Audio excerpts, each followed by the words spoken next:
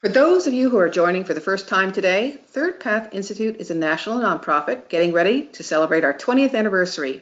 And long before others discovered the importance of including men in the work-life discussion or the science of pushing back at overwhelm so we can work smarter and be more creative, we were showing people how to do work, family, and leadership differently. Did you know that over 71,000 people checked out our free resources last year?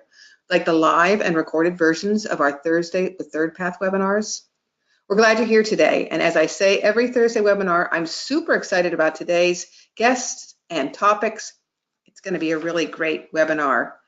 And as you can see from today's opening slide, we're doing things a little differently. Yes, we think we can become an innovation nation, but today is all about how, as a country, we are way behind around public policy.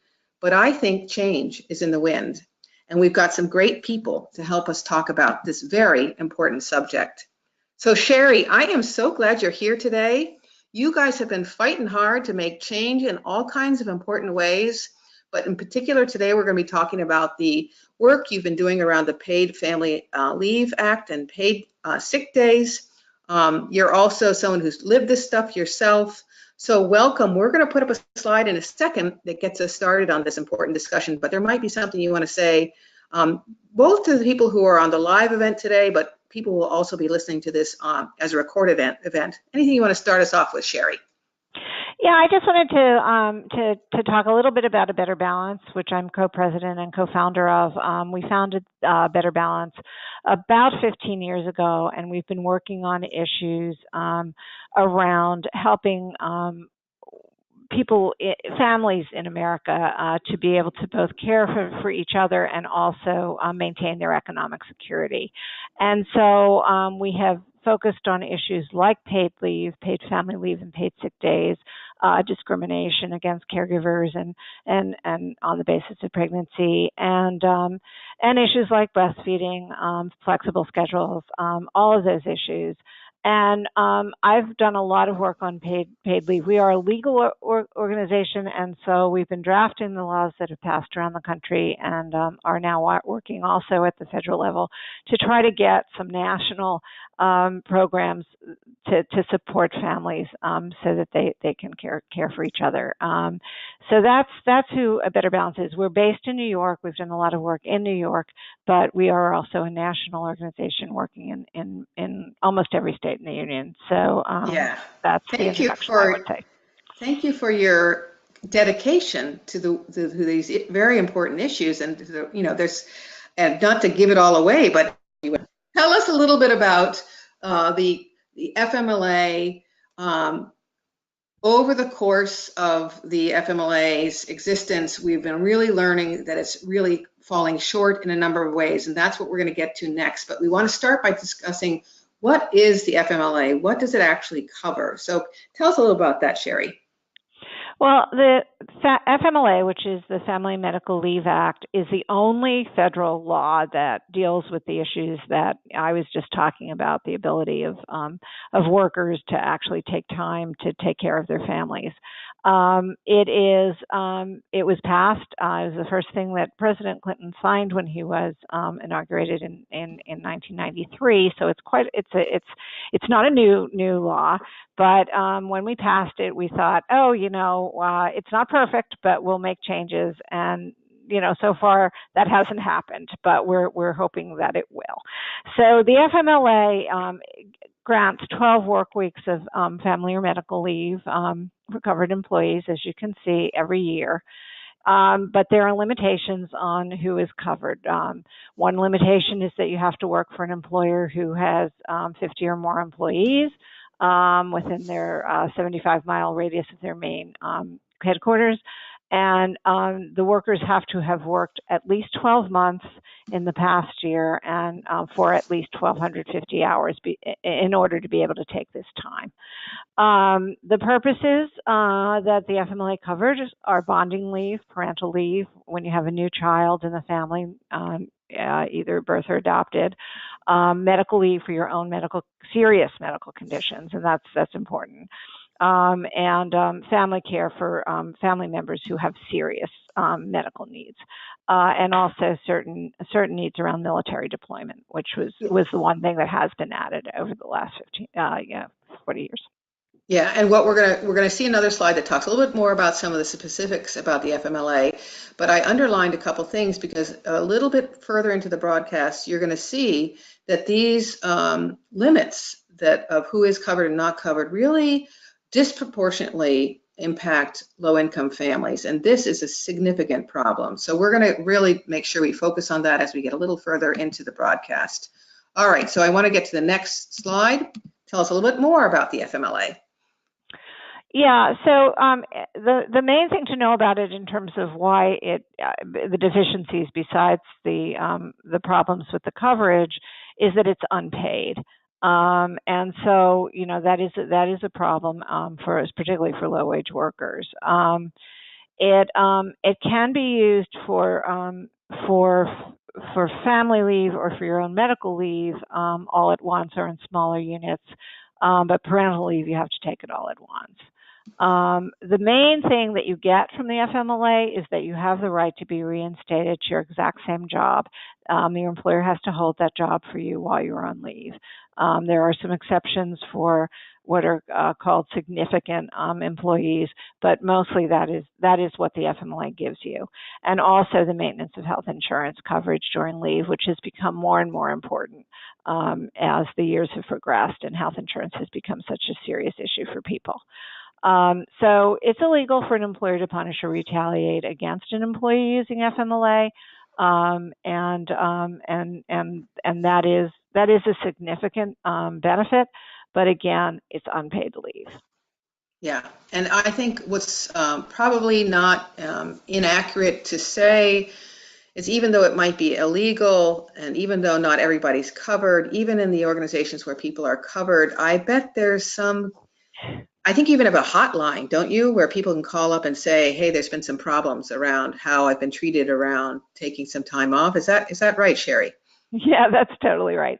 And we do, and I want to push the fact that we do have, in addition to the policy work that we do and the legal support work we do around the country, we have a hotline that answers questions and also helps workers to advocate for themselves to get the rights that they're entitled to under the laws under the FMLA or other laws that we've passed in the states and localities. And the truth is that this doesn't, like many laws, it doesn't always work the way it's supposed to work. Many times, when we tell a worker that they have a right to the leave and they go back to their employers, the employers will say that they didn't really realize it. Now, whether that's disingenuous or not, I don't know. But the fact of the matter is that it's really important for workers and for employers to understand that the FMLA exists and that there are rights under them. Yeah. The challenges can be very cumbersome. You have to go to court to vindicate your rights under the FMLA.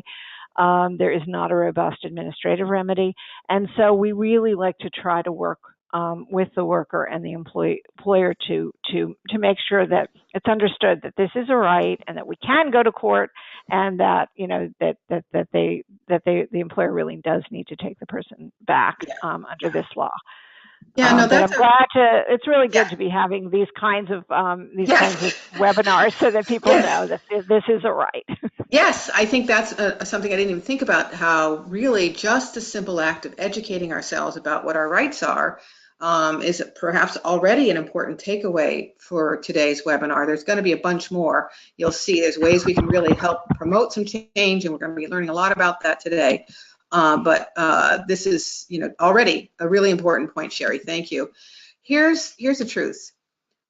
It's really unpaid, and that unpaid aspect of this makes it really hard for way too many Americans to be able to take this leave, even if they qualify.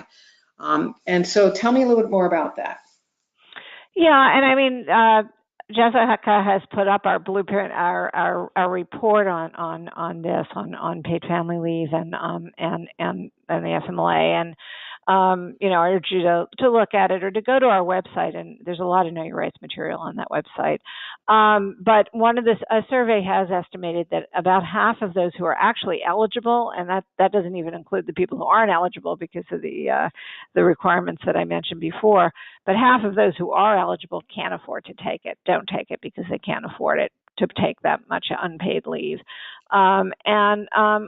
The employer community has been very slow to fill in the gaps here.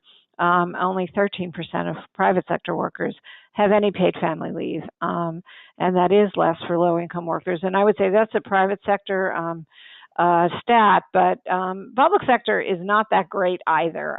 This is a right that people have a very hard time getting or even bargaining for.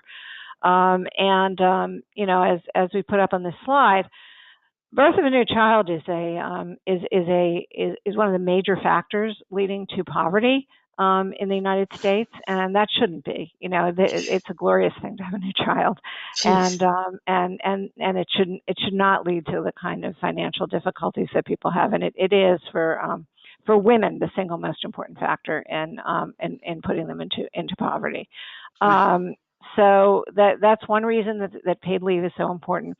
And also, as is noted here, there are a lot of health benefits to reducing the stress and knowing that you can be home with your child after a child's born, and take care of a sick family member.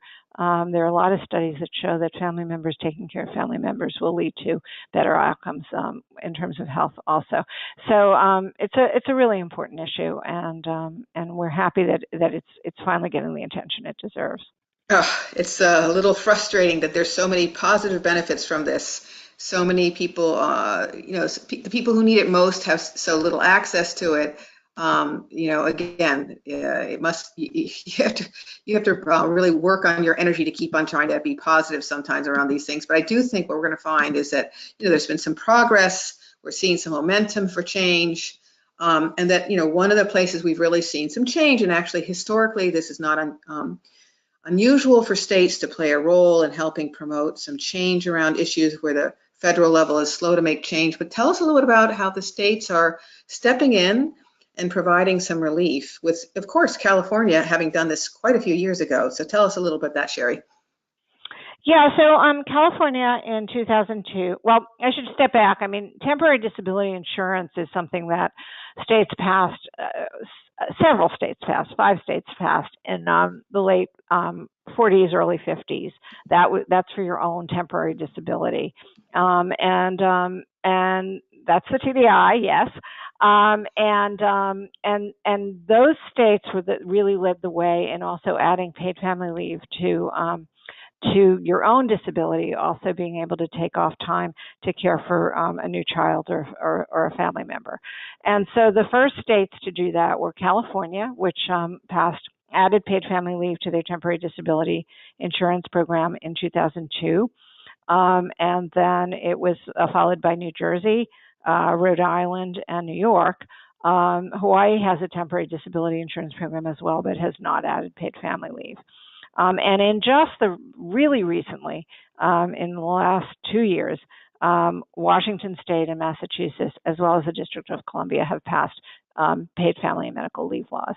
So, and they're more on the way. We are working on about 20 laws around the country right now, and we are expecting at least 3 or 4 of them to pass this year, and many more to pass in the coming years. So we're excited about that.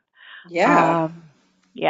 Really. It's been an explosion, and I think there's been some attention paid to it in political campaigns, and people are really talking about it in Washington as well. And so that's been a real help. And the progress in the states, I think, has been extremely important in making that happen. Yeah, I think that is, one of the many exciting stories here today as well, is that there really is this kind of growing movement for change, and we're going to get to that is actually one of the main points we're going to get to when we get to the wrap-up points from Sherry.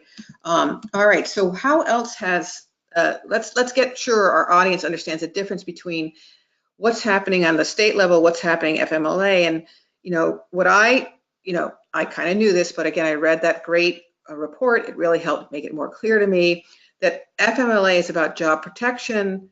The states have been really figuring out how to create more of a right for pay. And of course, there are a few states now, in fact, a trend you were telling me, of being able to have it be job protection and paid leave. So help us understand, help the listeners understand the difference between this job protection and pay and what the new trend is. So yeah, as we were talking about the FMLA gives you the right to have your job back after you take up to 12 weeks for these purposes, but no pay. The TDI program and certainly the first, for California, which was the first, didn't actually provide a right to leave. They just provided a right to pay. The first state to actually add job protection to the right to pay was New York. When we passed our law in 2016, we insisted that people should not have to, because it is an insurance program and workers do pay into it, and we felt that workers should not have to risk their jobs to take this leave, even though pay was provided. And so we were able to pass a law that both entitles people to their job back and provides them with benefits during the period they're out on leave for the 12 weeks. And that has become a trend. Massachusetts, which has recently passed the law, includes job protection in their law. New Jersey and California, which had no job protection before, now provide job protection, at least for people with employers who are smaller than the 50, although not completely down to everybody. So, and we have the laws that we expect to come online this year all include a job protection component to the benefit pay as well. So we're hoping that this will become a real trend, and that you will be, as a worker, entitled to both take the time and not risk your job, and also get a benefit, get some money to get you through that period. Yeah, no, this is, again, I loved your report, and it made me very happy because I think there's some, trends happening here that we can really build on, and you can see that with this, what you've done in New York and how it's now becoming a trend in other states. So there's other happy news that we're going to be talking about, because California started so many years ago. There's been lots of research done around the value of paid leave, the value of the right to leave, and actually, you'll get it right for me about what's happening in California, but there's been kind of lots of data to show that this is not just obviously good for family, good for our health, but actually good for business. You want to tell us a little about what we've learned there? Yeah, I mean, it's, if you think about it, I think business tends to not like to have mandates or government kind of interference in what they're doing, but with respect to paid leave, you look at how few businesses are really able to provide this benefit, and in particular, smaller businesses really don't have, or less profitable businesses are not going to be able to provide it out of their own pockets.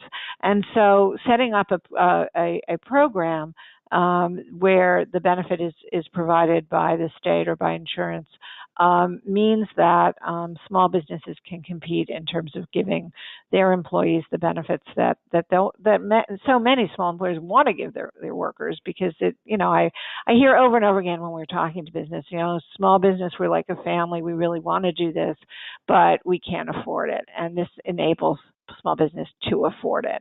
And you can see here on this slide all the benefits that we've seen in California, studies that have been done of the effect of the law there. Employers are very happy with it. It really does things like reduce turnover and increase productivity and loyalty. A lot of people who get this benefit actually credit their employers for giving it to them, even though it's a state program. So I think it's good. It's good for morale. Yeah. No, it's amazing. I mean, again, it's like you kind of listen to all this and you're like, well, why are we so slow to make change around that? Which I guess we could have a whole nother webinar around. But today's webinar is focusing on around how things are moving in the right direction. And I do feel like, again, your report does a great job kind of summarizing where we've been and where we're going. And it's very hopeful. So let's look at the next slide. What else? How else have states been experimenting with things that really help make a difference, and therefore I think create some trends around where we're going to go in the future? So when I read the report, I just was overwhelmed with the difference around who has access to what's out there, and that the people who need it most are really not getting access to this in the way that they need. Tell us about what's happening and how the states, by providing paid leave, are helping address some of this problem. Yeah, I mean the FMLA. These stats are really about the FMLA, and as you can see, not only are 60% of workers or 40% of workers not covered, but the vast majority of those workers are low wage, and so and that means they're not covered, and then they're in addition the workers who are the least likely to be able to take any leave that isn't paid, because they're really living very close to the edge. And I just want to note in particular some of the provisions in the FMLA that exclude workers in the lower end of the economic spectrum.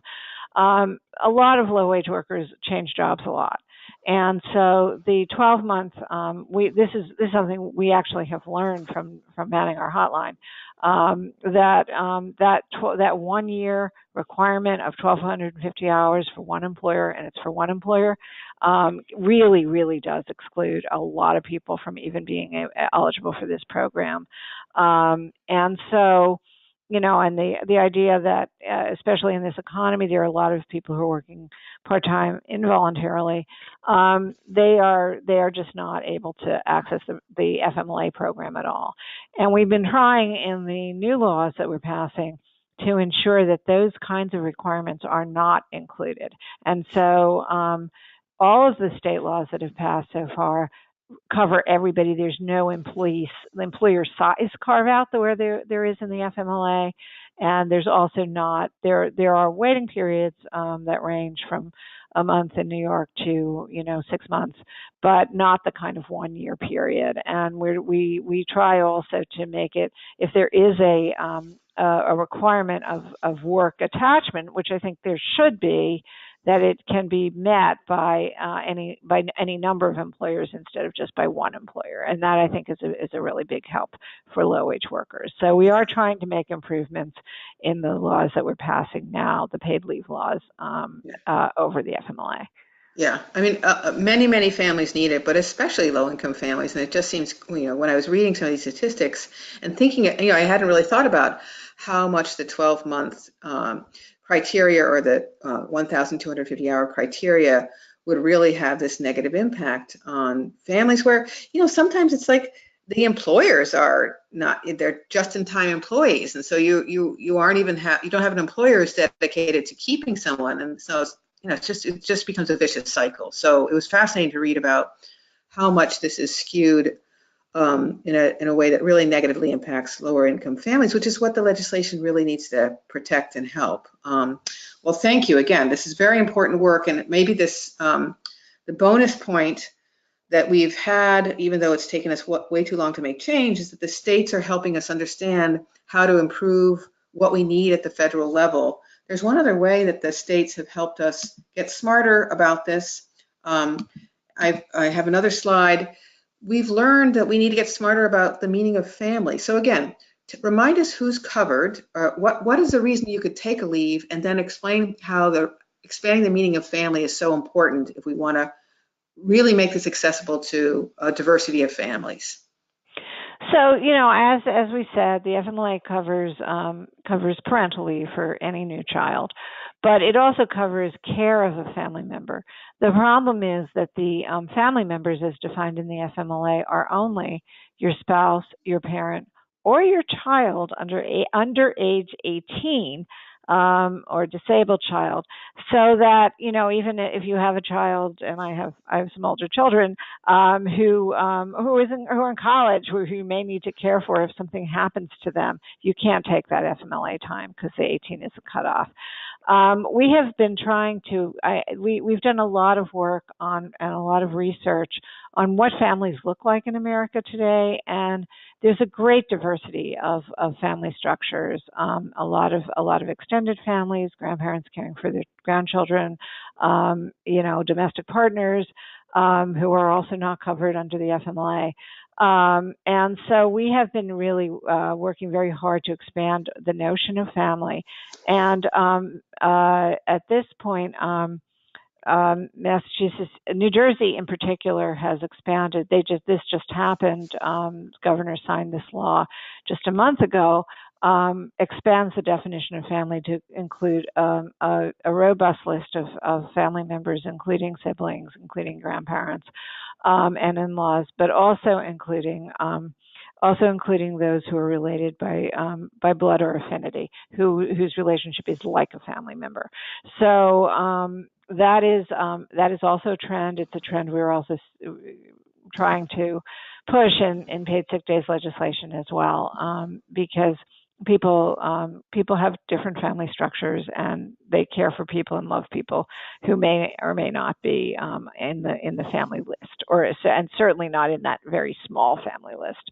So that is work that we are definitely doing, and it is an amazing thing. It's been an amazing thing to me to see the statistics on who lives together, who cares for each other, who if you ask the question who are the people that are in your family, who those people will be. So I think this is just an issue that we need to address in all of our legislation around family care. Yeah, no, it's really important. And so again, we have a couple more things we want to cover in today's webinar, but I want to give you kind of like a second to say, so when you think where we are today and where we might be in 5 years, what do you think? Go ahead and be hopeful. Where do you think we're going to be in 5 years, Sherry? Well, at the same time that we're working really hard in the states, and as I say, we have an amazing outpouring of interest by legislators in so many states now, and we expect to see more state laws passed.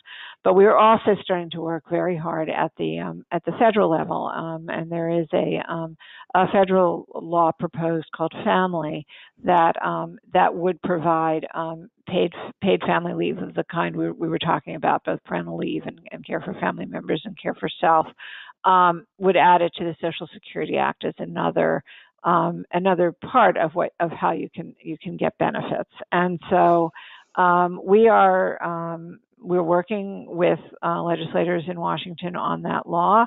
There will probably be hearings on it this year. Now that the House has a majority of people who are interested in these issues, and actually there's been an bipartisan interest in these issues as well, and people are from both sides of the aisle are making proposals to try to see if we can change this very embarrassing situation in our country where we have no paid family leave. We are an outlier in the world. We are one of only 2 countries in the entire world that have provided no paid family leave on a national level, and so we are really hoping to be able to make that change in America, and we're definitely hoping that that's going to happen within the next 5 years. And hopefully people who are interested in this issue will keep in touch with their Congress members and let them know that it's important to them. Yeah, well, that's where we're going to go next. And I just want to talk about embarrassing. I want to put up one more embarrassing fact about our country. Most people don't even have paid sick days. And again, totally disproportionate who the fact hits the most, lowest income families being impacted the most. So this is something else you're working on. So I just wanted to give you another shout out and appreciation for the work you're doing around paid sick days. Do you have one quick sentence you want to say about that before we hear from Catherine Drake? I do. We're very proud of the work we've done around paid sick time. Yes. When this movement started about 10 years ago, 40% of private sector workers had no paid sick time, and now we're down to 30%. So, and that is because we've passed laws in 11 states and 37 localities, and requiring a minimal amount. It's 40 hours to 56 hours of paid sick time in a year for all workers, and that has had a tremendous impact, especially on the lower paid workers who had no sick time before. So that is another issue that we're working on, and that we're really happy that it's making a difference to a lot of people. Yeah. Yeah. Well, again, thank you for your excellent work, and please stick around because we might have some people who have some questions for you in our live Q&A session. But really, what a great report. I highly recommend getting to their website, downloading a copy. I found the whole thing very helpful. Really, great job on that. Thank you very much. Thank you so much, Jessica. Oh, you are welcome. Great work, Sherry. Hey, so as you guys have listened in this year on our Thursday webinars, we have an amazing integrated life advocate community out there. These are our career counselors, couples counselors, work-life coaches, or OD people like Catherine Drake, who are helping make change in the world alongside of ThirdPath. And so I asked Catherine to join us because, you know, Catherine has quite a bit of knowledge around these issues herself. And so welcome, Catherine. There might be something that you heard Sherry talk about that you were just super excited to underscore. And then we have a couple of questions we wanted to ask you about where you've gotten more involved with this issue and hear a little bit about your story. Anything you want to add first, Catherine? Welcome. Thank you, Jessica. One thing that comes to mind when we were talking about unpaid leave, Sherry mentioned how many people don't even know what their rights are, don't know that it's available. The employers don't know what their employees' rights are.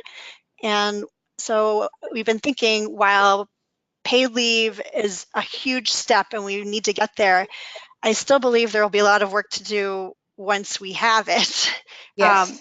And I think we found that in research in California, even though paid leave is out there and available, not everybody's taking advantage of it.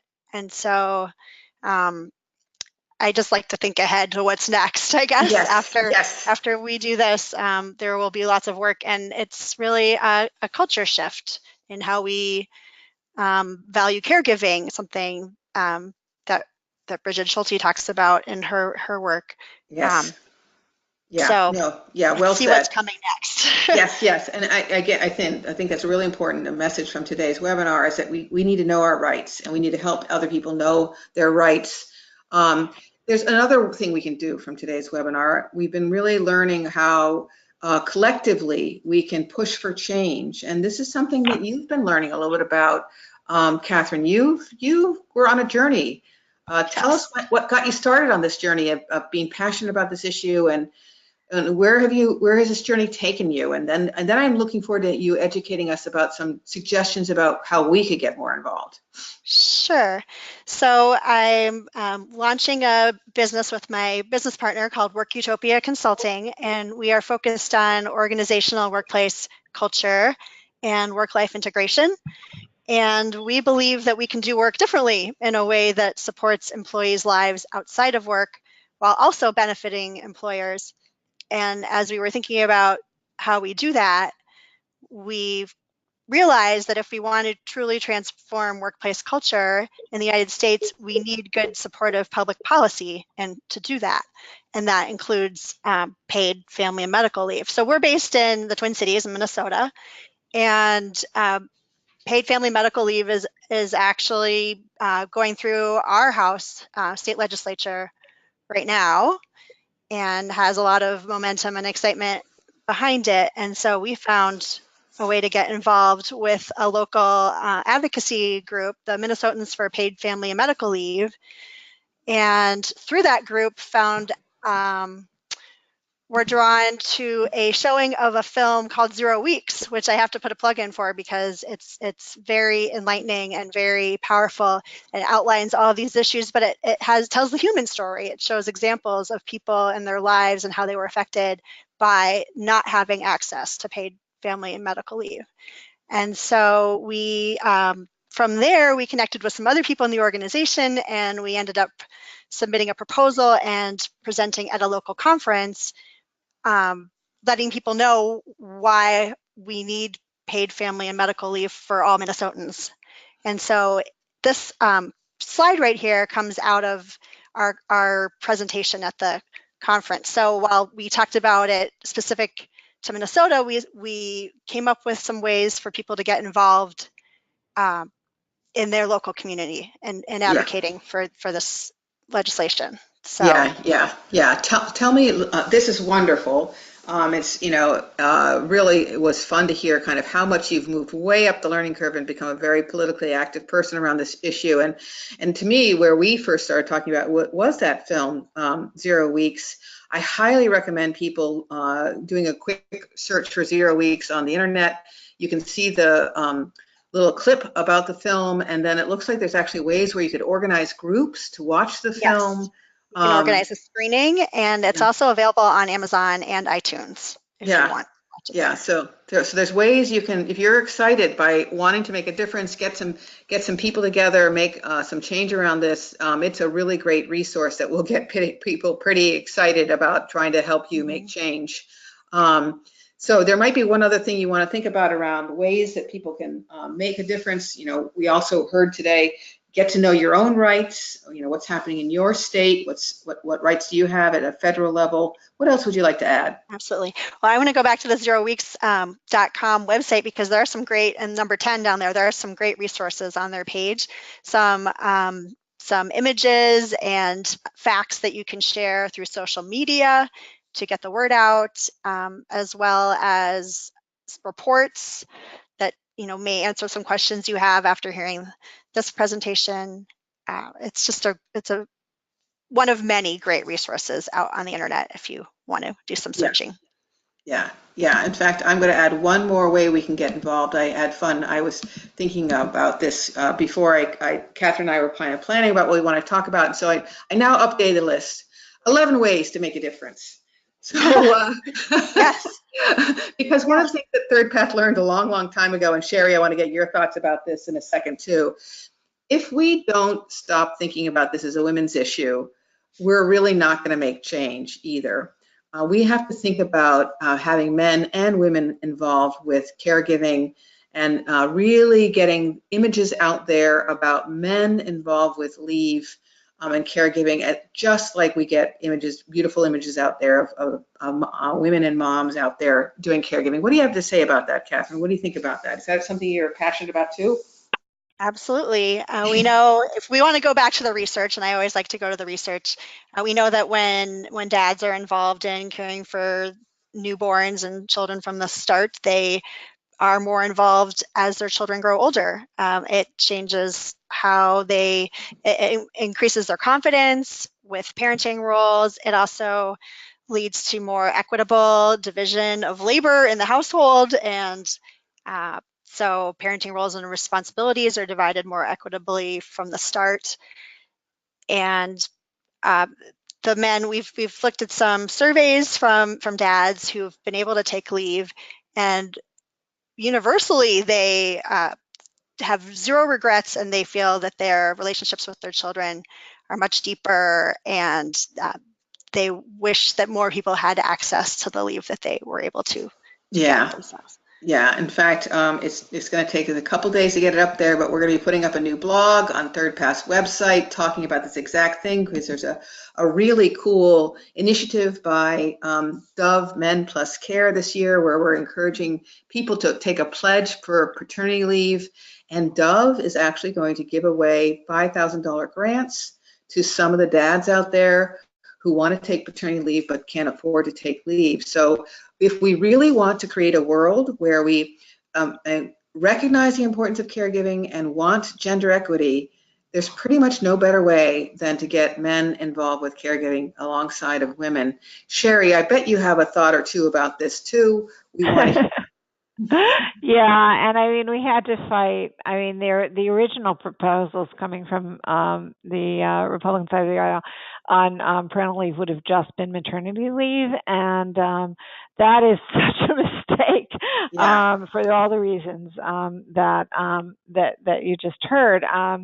It's incredibly important for women's equality in employment, for example, for men to take leave when there's a new baby in the family and take responsibility for caring for other family members. I like to say, you look at Europe and they have a lot more paid leave than we do. What we've been able to get is 12 weeks. That's the most we've been able to get.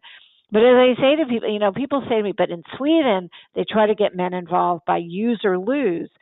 And I say, but we're use or lose too. You know, we have 12 weeks for each parent. So if both parents take this Ah, leave, you have 24 weeks that you can uh-huh. be home with your baby before, you can use childcare, and childcare is wonderful in this, in a lot of places. But for really small infants, it's very hard to find quality childcare. So you have 24 weeks, really, if both parents take it. And that's what should happen. And that's what should happen everywhere. And I'm kind of on a soapbox about this Good. because, this is not just, it's not just for, women's equality. It's not just for men so they can be, it's for the kids as well. It's for your child as well so Yeah, that they can have time at home with their parents and both parents. So, yeah, as long as there are two parents, and I know there are often not two parents together, but you're almost always two parents in the picture, and right. both parents should be taking that leave. Yeah, yeah, we actually have some quite amazing stories about all kinds of ways that families have figured out how to do shared parenting, whether they're together or living separately. And so there's some really smart ways we can do this, folks. And let's make sure we include men in this story. So we are at that point of the webinar where we want you to stay tuned. If you're on the live event today, you can ask questions to Sherry or Catherine. For those of you who are listening to the recording, we're glad you're here today too. And we do have some more webinars coming up next month and the month after that are very exciting. So, please continue to join us for the live event or listen to our recordings. Hey, and thanks everybody. Again, stay tuned for the live Q&A, but thanks for joining us today. It's, as I suspected, it's been a really wonderful webinar. So thanks, everybody.